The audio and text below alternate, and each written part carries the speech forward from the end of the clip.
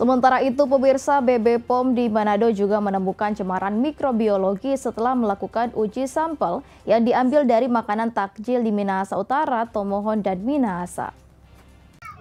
Kepala Balai Besar Pengawas Obat dan Makanan menjelaskan temuan cemaran mikrobiologi tersebut ada pada sejumlah minuman khas pada takjil pada 5 sampel dari 67 sampel makanan dan minuman takjil yang diambil dari Kabupaten Minahasa Utara, Kota Tomohon, dan Kabupaten Minahasa.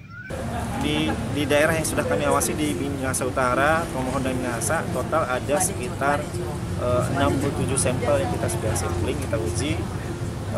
Di antaranya ada 5 yang mengandung cemaran mikrobiologi, es-esan dan minuman-minuman. Nah, ini curiganya kami adalah untuk yang tercemar cemaran mikroba seperti E. coli ini. Dari hasil tes kami kemungkinan karena sanitasi atau higienisnya tidak terjamin. Mungkin dari es batunya, mungkin yang dari bahan air yang tidak memenuhi syarat. Jadi makanya ada cemaran E. coli.